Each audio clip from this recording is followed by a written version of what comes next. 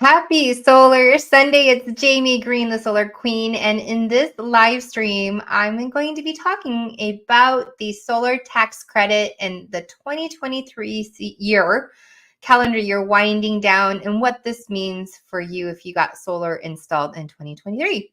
So I am Jamie Green, the Solar Queen. Welcome to my channel. If you're watching on YouTube, if you're watching live on Facebook or LinkedIn, say hello, or even live on YouTube, say hello. I hope everyone had a great Thanksgiving weekend. It's kind of crazy that we're already here at this point in time.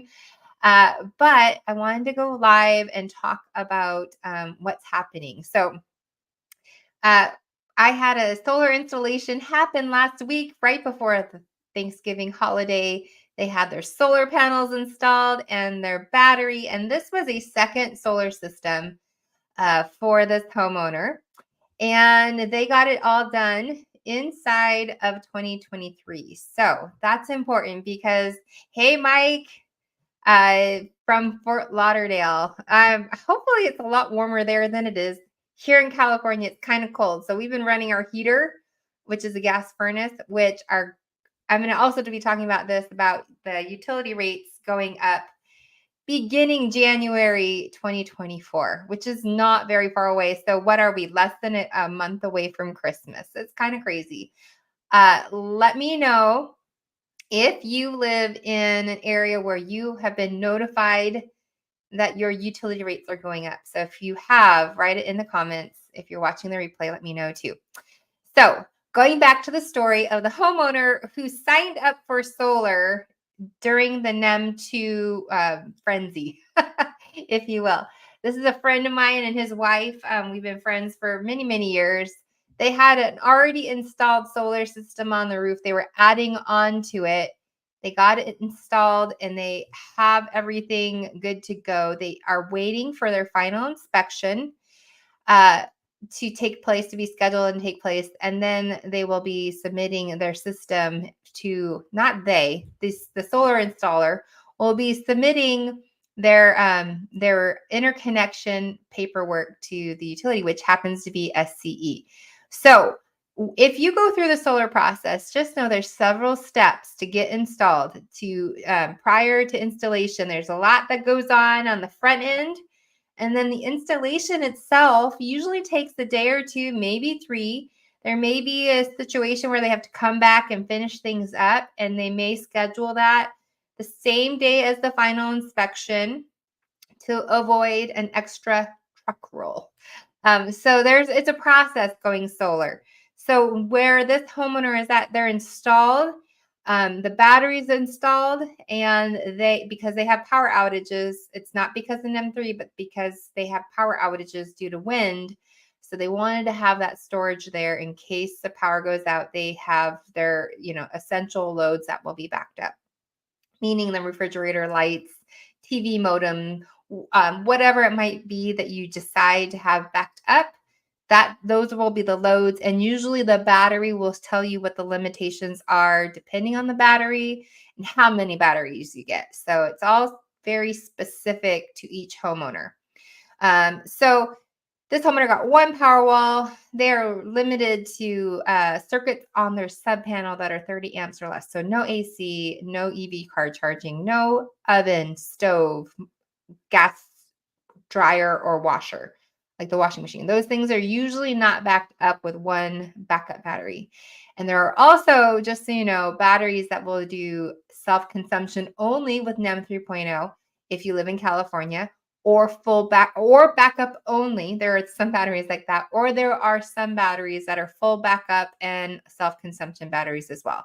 So a very common battery that I see a lot of homeowners select is a Tesla Powerwall, and it is both a backup battery and self-consumption. So you can toggle it back and forth.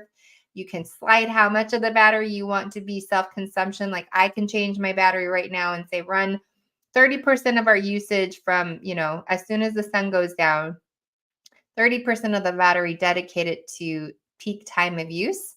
So it would be self-consumption. So I would draw from the battery before we would be drawing from our net energy metering credits, which we have under NEM 2.0. NEM 3.0 is different, and I will talk a little bit about that as rates go up. But the thing that I wanted to talk about really is what qualifies for the 2023 federal tax credit, which is 30% of the total cost of your solar system, including storage. So I'm not even going to talk about roofing because there is you can check out the notes if you're watching on YouTube. In the description of this video, there is a link to it. In fact, I will go and get the link as well for the IRS government form, the instructions. I'll put it in the, let's see, hopefully this will go into the comments. If not, I'll put it in later on. I think it only goes onto YouTube. Oh, there it goes onto Facebook. That's the instructions. And there's a paragraph in there that talks about non-roofing structural costs. So let me rephrase that, or let me restate that. Roofing, unless it's a solar roof, like shingle, or it's having the roofing, structural roof is like solar related. That you can go and read, and you can talk with your CPA, and you can decide if you get a roof and finance with your solar system, how that'll work out. But the IRS instructions have made it very clear. It is solar only, like solar and storage. Those are the things. And a lot of times people will finance that in together and bundle it together. And sometimes if you need a new roof, they will bundle that in as well. But that is enter at your own risk. I am not a CPA. I'm not a tax advisor, but this is what is outlined. And that link will take you to the instructions of the form. So if you went solar in 2023, you're going to use the IRS form 5695. And I have another video that talks about it. But it's related to 2021 and 2022, but it still is relatively the same information of what qualifies for the tax credit. But I'm here to talk about when you need to have, you need to have your solar installed in the same year that you're taking the tax credit. So 2023 is rapidly coming to an end, and people are going to start filing their taxes, 2023 taxes, probably into January, beginning of February, and have to file it by, April 15th, not August 15th. So you need to have your solar systems and the batteries and everything installed in 2023. So just because you can file up until April 2024 for the 2023, oh my gosh, that's a tongue twister.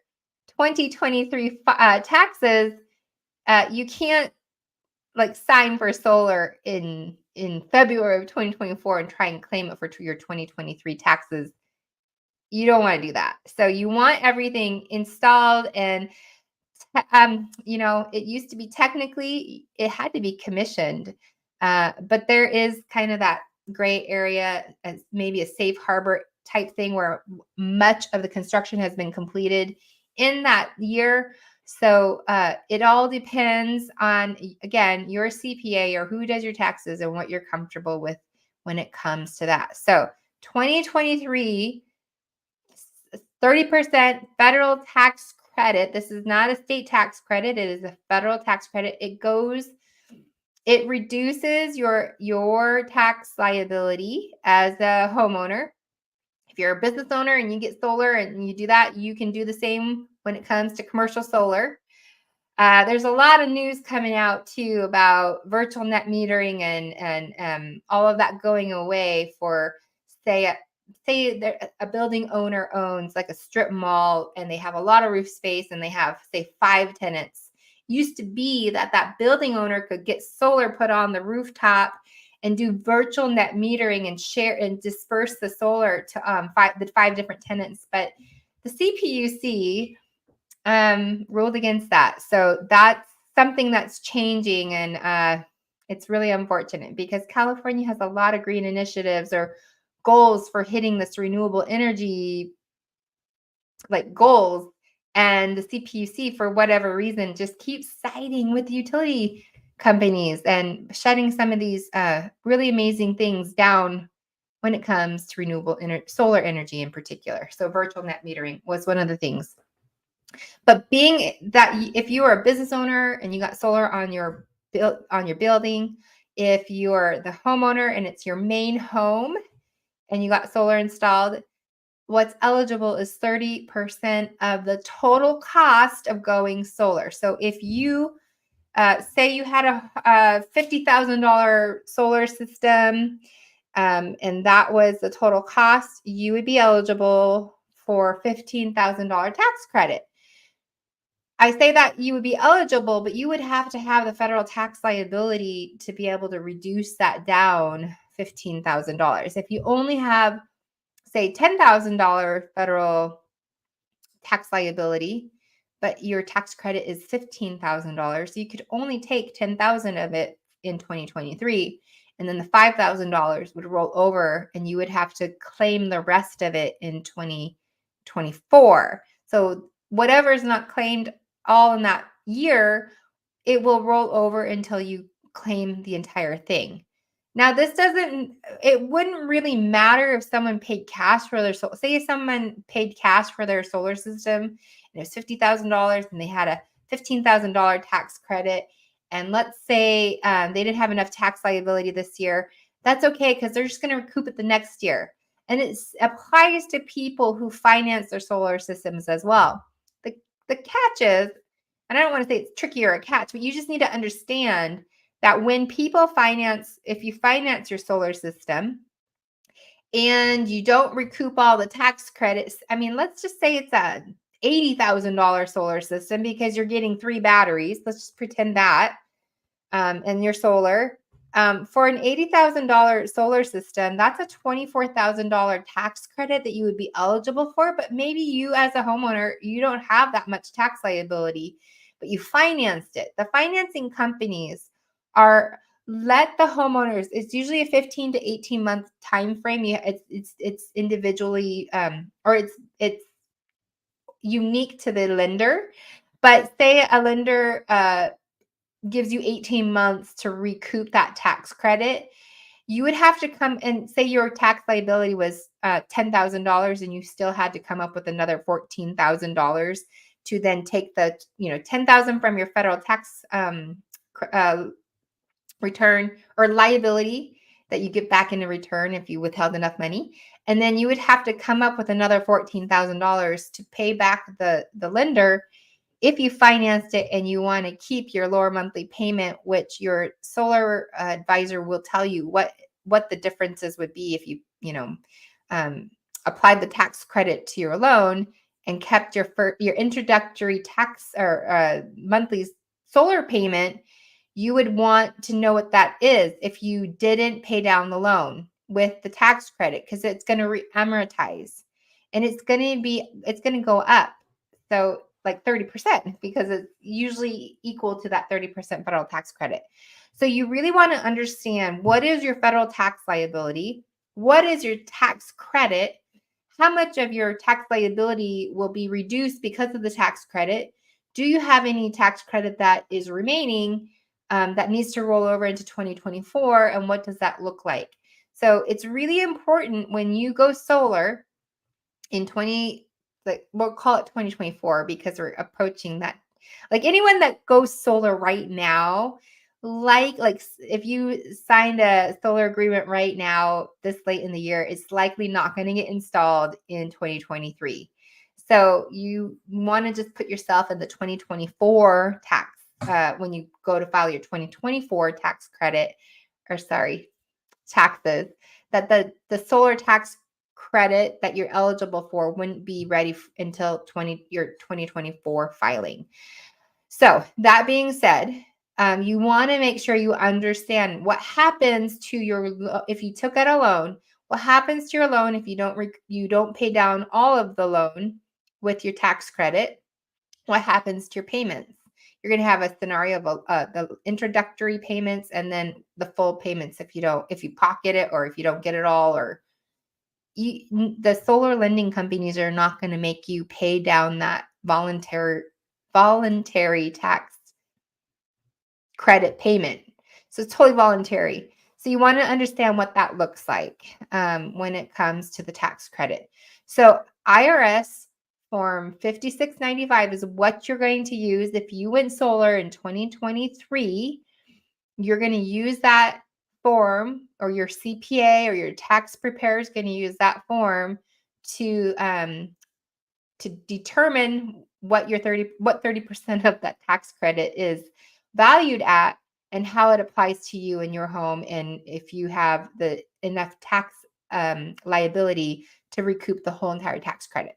So it's a dollar for dollar tax liability reduction when you take that credit. So that is the really cool thing about solar. When you're eligible for it and you get it all, it's going to help reduce your overall cost, your net cost of your solar system, which impacts your levelized cost per kilowatt hour. And that is important when you live in places like Florida, Texas, other relatively affordable electricity. I say that because you're still probably in the teens, like 18 to 22 cent per kilowatt hour. So levelized cost per kilowatt hour is the net cost divided by what the solar system is going to generate over, say, 25 years. And that's your levelized cost per kilowatt hour. I would show you what that looks like, but I don't want to show anybody's actual solar proposal or numbers because I just don't want to disclose anybody's private information. But you'll just want to take the net cost divided by what the solar system is going to estimated production for the 25 years. So we'll do some math here. Let's say this $80,000 system was with 30% tax credit taken out of it. So $80,000 minus 24,000. And mind you, this is probably with batteries because that's what we're living in California now these days. And I know I have people who watch around the country, and this still applies. It's the same math, still applies to you regardless of where you live. Just solar systems cost a little bit more now because people in California need more storage. So the net cost would be $56,000. And let's just pretend this system over in the next 25 years is going to generate, let's call it 300,000 kilowatt hours. That might be a little too much, but let's just do it. So divide the net cost by $300,000, and then your levelized cost per kilowatt hour would be 18.5 cents. And that's where we can take that number and we can go, what are you paying now to the utility? What is the savings, or what's, the difference? And that's where your massive savings come into play. So 18.5 cents, if someone is eligible, applies the tax credit to their loan, and all that good stuff, and their levelized cost or their fixed cost per kilowatt hour is 18.5 cents. Guys, PG&E is at 45 cents a kilowatt hour. That is more than a 50% savings on your cost per kilowatt hour just right off the bat. I mean, it's even more than that. Let me divide that by 45 cents and see what happens. Yeah, it's a 60% savings. That's why even with batteries, it still makes sense for Californians to go solar. For someone who lives, say, in Florida, Mike lives in Florida. Maybe Mike's levelized, or maybe Mike, if you're still watching, tell me how much your price per kilowatt hour is for Florida Power and Light. And oh, by the way, I don't know if you saw this or not. Let me share. I'm going to share my screen, and I'm going to show you what came up. Floor FPL. This is back in I guess September and May. They're proposing rate increases. 3%. Florida power companies proposed 10 to 20% rate hikes in April. Lots of things happening in the Florida Power and Light utility. I looked up Texas. Let me show you what Texas is doing. So let me present that so you guys can see I'm not making this stuff up. And I wouldn't even make it up if I wouldn't share if I wouldn't make things up to share. So this is for Texas Power Grid. So ERCOT. Operator approved for a 40% budget increase. I don't know what that means to your guys' rates, but all I know is that your guys' rates, if you're watching in Texas, you're from Texas. I remember when I was meeting with people and their rates per kilowatt hour range from 8 to like 11 cents. But now I hear it's like 17 to 20 cents per kilowatt hour. Mike says, yep. Yep to what? What are the rates? Like, what are FPL rates right now? I'm so curious to know. Let me show you guys what's happening with PG&E, and I'm going to show you the news headlines so you can see for yourself. Let's see, PG&E. Oh wait, Mike says 16 to 17 cents per kilowatt hour. So for this example, at 18 and a half cents. Yes, it might be that you pay 1 cent more per kilowatt hour, but what's going to happen for these homeowners in Florida, that might not be the best example, but it is an example. We're going to use it since I already did the math.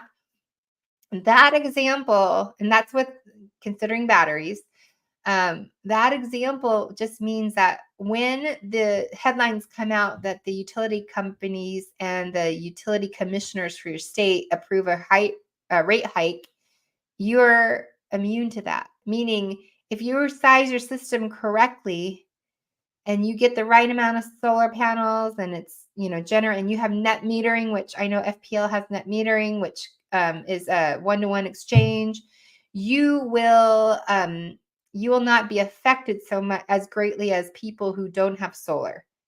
So when I got into this industry in solar, it's coming up almost 5 years of 5 years of doing solar. PG&E was 16 cents a kilowatt hour.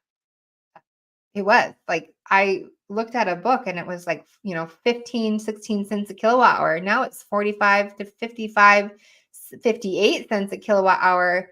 And for people who went solar with me 5 years ago, they're probably so grateful. I know all of them are. So many so happy because they're not experiencing what other neighbors are experiencing with the rate increases. So let me show you what what just happened last week with PG&E. PG&E rate increases are oh, that's terrible. So sorry about that. I don't know what that is, but I just pulled up CBS News and there's a bra. Oh, geez. Okay, so I'll just do the headline. November 16th, 2023, PG&E bills to increase by nearly 13% starting January 1st. So everyone's bills are going to go up. If you live in Northern California, parts of Central California, your rates are going to go up 13%. So if you've been thinking about solar and even with a battery, it might make a lot of sense for you financially to do it. Even if you land at 23 cents a kilowatt hour because of storage or whatever it might be, levelized cost per kilowatt hour, you're still going to save so much. Let's call it 50 cents a kilowatt. Let's call it 48 cents a kilowatt hour. You could go all the way down to 24 cents levelized cost per kilowatt hour and still be saving 50% of what you're paying to the utility. You'd be investing in your solar system instead of just giving your money over to the utility company that's going to only continue to raise your rates. So if the let's call it 45 cents, since that's what we said, let's do a 13% rate increase. That is 5.5 cents. So 45. So you're going to be hitting 50 cents a kilowatt hour if you're in that 45 cent range right now. So starting in January, you're going to start paying upwards to 50 cents a kilowatt hour. I would rather go solar if I can. Go solar, get the storage, oversize the system a little bit, even with NEM 3.0, because the sweet spot, believe it or not, and where you still come out ahead. Oh my gosh, I don't know why I'm so tongue-tied today. You still come out ahead with financing solar and storage and taking that tax credit and applying it to your loan. There's a bunch of different loan options. You don't have to go with the solar lender. You can go and get a credit union loan if you want to. I wouldn't necessarily do this right now. You could do a HELOC if you wanted to. If you have cash is king. I'm still getting people solar and batteries After the tax credit, the net cost divided by the total kilowatt hour production over 25 years, still seeing down in the 8-9 cent range, price per kilowatt hour. So imagine that. Like, that's a lot. I just talked to my mother-in-law the other night, and she said it's just her. She has a home. She does have a little bit of watering of her backyard, but the front yard is all like drought friendly, and the turf in the front yard, it's just her. And she said that her water bill increased to almost $500 a month. So not only are we getting hit with the electricity and the natural gas, we're getting hit with water too, where water rates have gone through the roof. So these are just, this matters, and why solar is one of those things that if you can fix in the cost, even if you get a lease, get the lease. So many of the leasing companies will let you buy the system after 5 or 6 years. They'll let you buy it for the market value. You would know that when you sign the lease agreement. But at least with a lease, even say, hey, if you are interested in a lease and you said, Jamie, I want a lease, put me in a 0% rate escalator. I'm willing to pay whatever it is and get a fixed price per kilowatt hour. You can do that. If you're like, no, I want the lower monthly payment. I'm okay with a rate increase of 2 to 3%, then that's fine. It's going to take you 10 years before that lease matches up with the rates that we're paying right now. So, I mean, leasing still makes sense. The only thing with leasing is you don't qualify for the the ITC, the tax credit, the solar tax credit. So that is the one thing that you're foregoing, but you're guaranteeing a rate per kilowatt hour for your solar lease. And so that's the benefit of the leasing. And the other benefit of leasing is it doesn't affect your debt to income ratio. You still have to have good credit. You still need to have that to qualify for the lease, but it's not going to show up as a loan on your credit report like a solar loan would. So these are all things, and these are all the types of conversations you need to have with yourself and with your consultant about the right financial product to get into when you're going solar. Is the lease the better option? Is the purchase the better option? Should you pay cash if you have it? I understand not everybody has cash if they want to invest into their solar system, but if they do, it is the best bang for your buck when it comes to the levelized cost per kilowatt hour. So there's that. So rates are going up. It is a fact. SDGE is pushing for rate increases. Everybody's going through rate increases right now. The Northeast is, the middle of the state are. Everyone's seeing rate increases. And solar is the only thing that's going to inoculate yourself from future rate increases, and even save you money on a monthly cash flow basis for the most part. Some, even in California, say they do finance the roof and they have to get a main panel upgrade and they get solar and they get batteries. You're probably going to be pushing $100,000, $120,000, depending on how big of a system you need, how many batteries you need, how much the roof is going to cost. And you have to, you're going to have that tax credit. It's still, you might be a bill swap for you, especially if you have $500, $600, $800 electricity bills every single month. So just you kind of got to look at it from that perspective.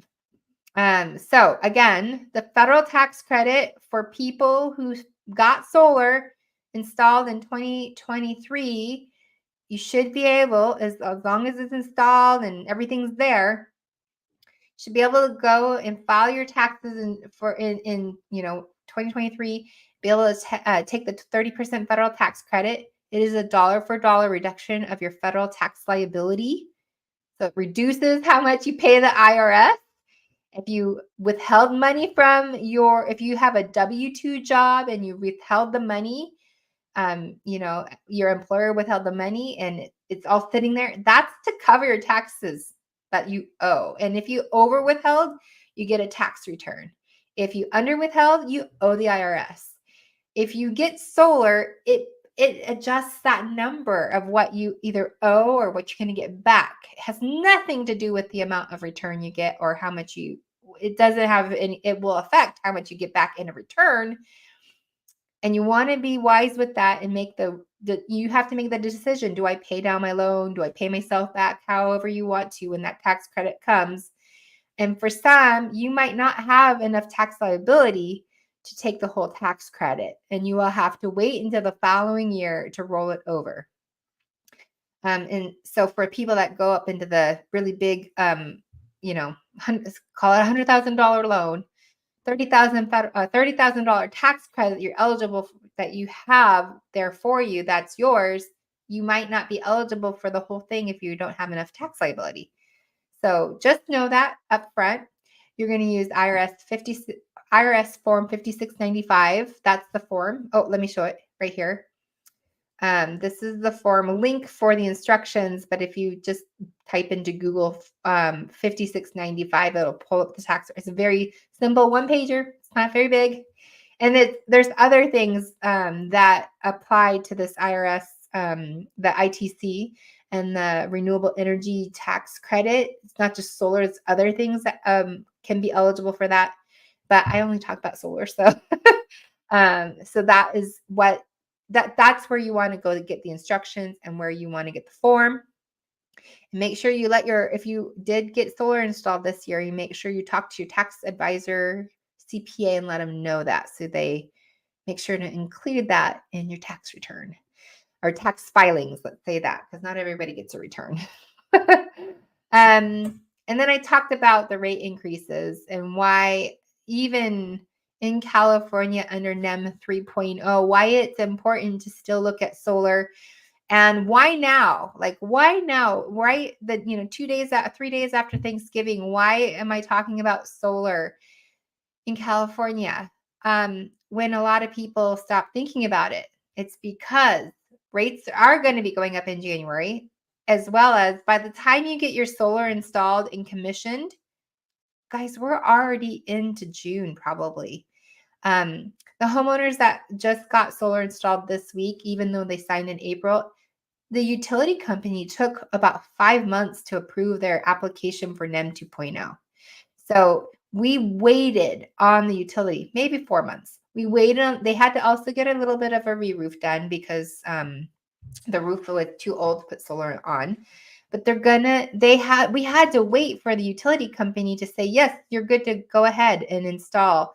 This is not NEM, this is not the interconnection. This is just for them to say, yes, you're good to go. You can install the solar. We had to wait for the utility company to give the thumbs up. So, but this is part of construction. I have a homeowner that signed for solar. I think it was, it was back in February, I think. We are still waiting to put the solar panels on her roof. The solar installer is ready to put them on, but she was upgrading her main service panel that was underground fed. She hired, before she got the solar, she hired a third-party electrician to do the underground upgrade. And the underground upgrade, at least with PG&E, is a minimum 18 months. So she's in that 18-month time frame. She's waiting for that to happen. I have 2 homeowners right now waiting for this underground upgrade, which a lot of older homes, if you live in an older home and it's not overhead fed, meaning you don't have a pole or a stanchion where the power line comes onto the corner of the home right above the meter, the electrical meter, and it's all underground, which all these rate increases that the utility companies in California are proposing, they're the ones that are proposing to put all the power lines underground. So, and they want to pass on that cost to all the people. That's the reasoning for why they got the CPUC to approve their rate increases, because let me make sure it's okay to show you. I can't believe I have to I don't know how to okay, let me share now. I was there the ad. The ad is still there. I had to go and hide it. Okay, so the reasoning that they are doing this. I mean, it was a unanimous vote, which they're always unanimous, at 12.8, so 13%. It was not an easy decision, and it's the biggest rate case ever, 13% for PG&E. So there is care and there's non-care. Non-care means regular homeowners pay and residents, not just homeowners, residents, if you're a renter, that you're a non-care monthly customer. But for care customers, they get a discount because it's to help pay. They get a little bit of discount if they need financial assistance. But this is it right here. PG&E will be using the dollars to underground 1,230 miles of power lines, plus put covered conductors on another 778 miles. So there's a lot of people that oppose this, but it is what it is. So for this, there's some more quotes, but can you imagine paying $2,700 for if you're a small business owner and you had to pay, that was your rate because, oh gosh, anyhow. That's the reason why that's the reasoning behind the rate increase for PG&E customers is that they're going to be undergrounding the power lines. So if we live in a neighborhood where everything's underground, and if you have to trench and you have to trench a lot, and if you have covered the PG&E electrical lines on your property with cement, you have to trench through cement. And that's the biggest cost. And then if you live in a house where the electrical meter sits right above the gas meter, which is out of building code, you're upgrading the electrical panel, you also have to relocate it away at least 3 feet from the gas meter. So it can range anywhere from say $8,000 to $12,000 to upgrade the electrical line into your home.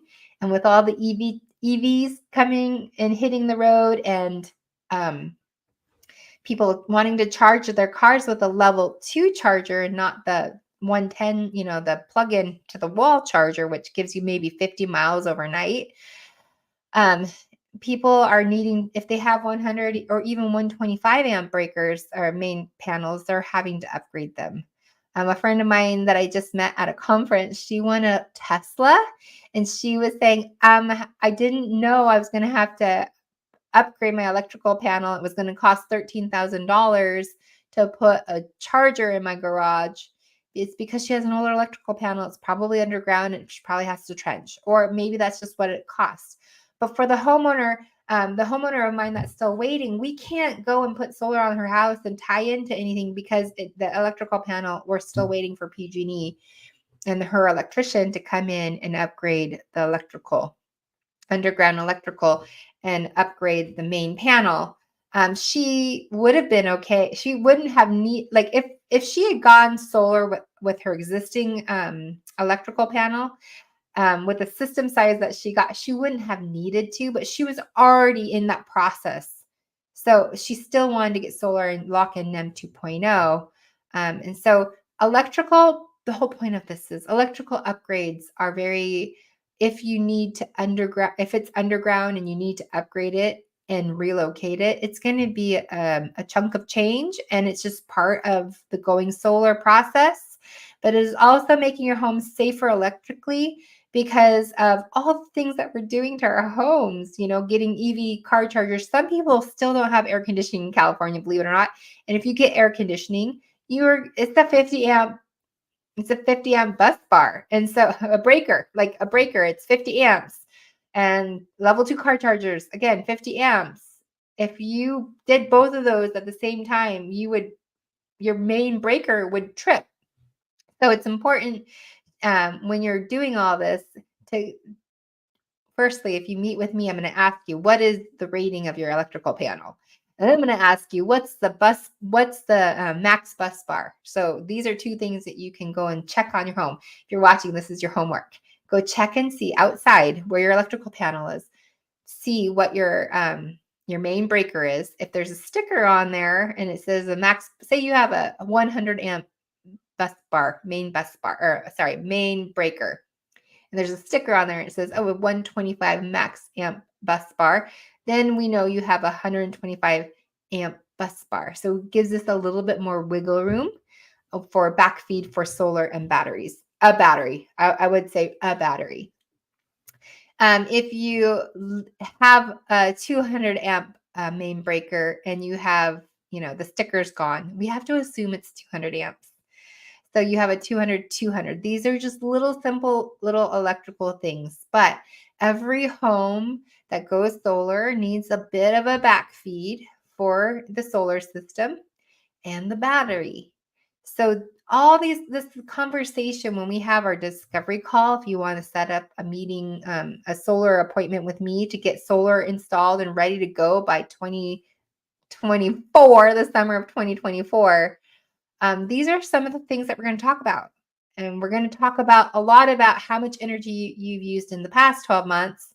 And we have to look at your interval data. And I did a YouTube video, and I'll link it in the description below after I'm done with this live stream to that video, so you can go and know what to look for and what we're going to be looking at, because this helps determine how much storage you need, and making sure you have enough solar to service those two batteries for time of use, and as from sunset to sunrise, and half an hour before and after, that we need to make sure you have enough solar and storage to truly kind of live off the grid. You're not living off the grid, but it's kind of like you're living off the grid, kind of.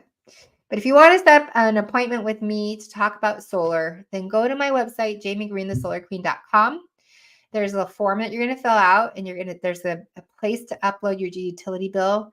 You can also, I'll probably, once you do set an appointment with me, I'll probably send you an email and say, hey, can you download your green button interval data and send that to me too? That will be really helpful.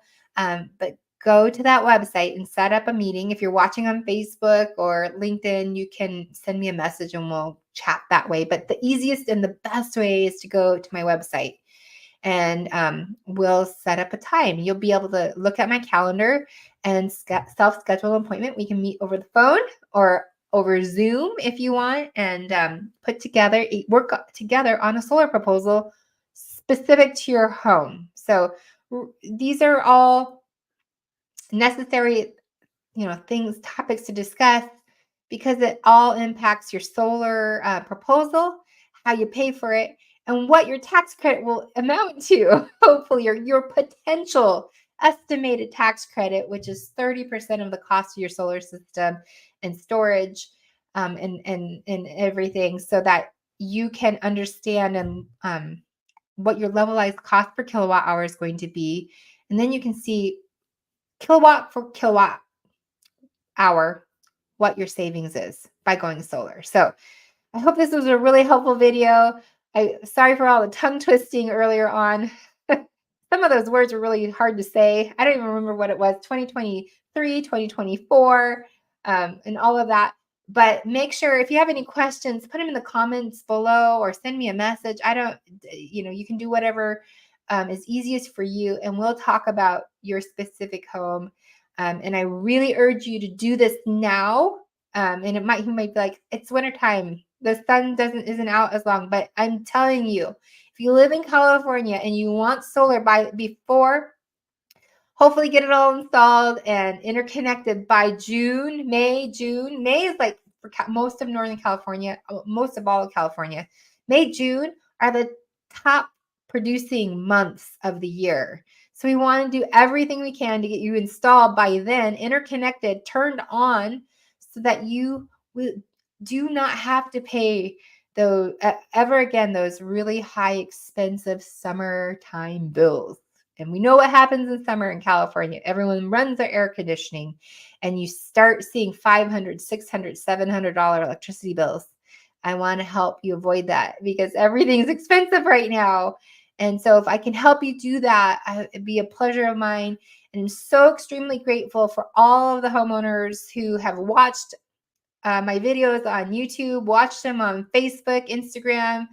I think I share some of them on Instagram, but LinkedIn, who have reached out and that I have had the pleasure to help go solar in 2023. You guys have been nothing but patient. It's been a crazy, crazy time. Everybody's bottlenecked with utilities, with the AHJs, which are the building inspections and building inspectors, along with just all the solar installers that are coming out to everyone's homes and installing the solar and batteries. So thank you so much for working with me. Thank you so much for watching my YouTube channel, watching on social media, and thank you for I have to say, overall, 2023 has been a great year. So I'm really grateful for so much. I'm grateful for you guys. And I hope that you all have a great evening and a great, I guess, last week of November. So thank you so much. Have a great night. And I'll see you guys in the next video. Bye-bye.